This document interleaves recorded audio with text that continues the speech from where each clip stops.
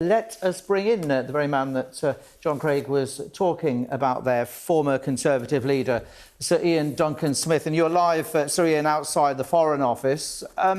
This visit, is it going ahead, as far as you know? Well, I'll be honest with you, we now don't know, because it was definitely going ahead. He was coming here. They thought around about the weekend. I've been in touch with ministers since then, demanding that they tell their officials they're not to meet him.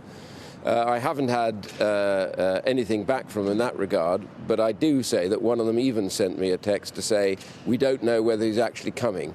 So this is turning into a mess. The reality is he should never have been told he would be welcome.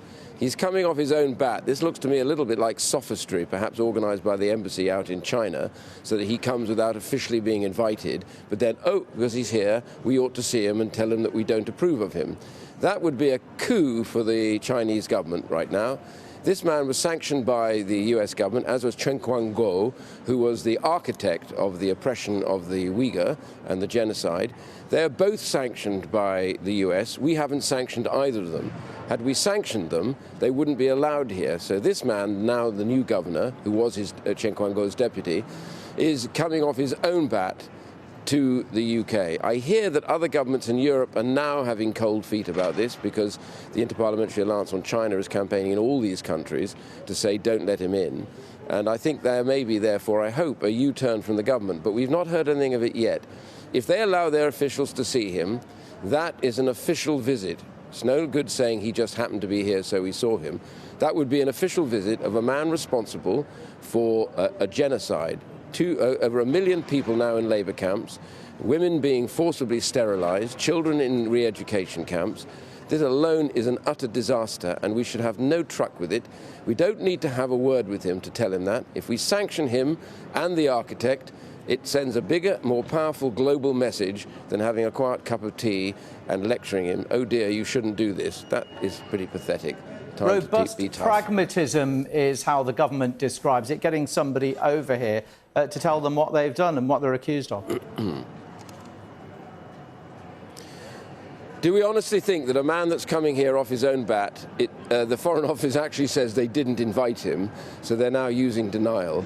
But while he's here, they say they will get the message across they don't approve of what he's doing by sitting down in a private location, not in this building over here, but somewhere else, to tell him that they don't approve of what he's doing. It's a much shorter and simpler way to do this. Sanction him like the US has. Sanction Chen Quanguo like the US has, and others too. We sanctioned 4 rather lowly officials. That was it. People like myself, Helena Kennedy, and many others in both houses of Parliament. We have been sanctioned by the Chinese government. So they've sent a message to us, you're not welcome in China. Okay, that's their message. We haven't done anything except raise a human rights issue. These two are responsible for the human rights problem, that is to say the genocide of the Uyghur. I think the only thing to do when you want to send a message is do it both feet first. In other words, you are sanctioned. You are no longer welcome in the United Kingdom or any of its attending territories. That is the end of it. That sends a much more powerful message to China that we do not in any way condone or even accept that what China's doing has any legitimacy, and if they don't stop it, we will carry out further sanctions. Why don't you think he's been sanctioned here? I think there's a fear that somehow the Treasury is quietly, and others saying, oh, don't do this, we might upset the business in China, which is important, so we mustn't go too far. The trouble is, it's worse doing a little bit and not the whole thing, because what you end up is looking weak, and China then kicks you around. China understands strength, and the reality for us is the strongest thing we can do is to tell them this has to stop by joining with the Americans and others of our allies, and all together making sure we sanction those who are guilty of this massive, terrible, murderous abuse. And we should do it today. That would be the best thing. Even if he hasn't landed yet, he's sanctioned, he can't get off the aircraft, he better catch another one back to Beijing.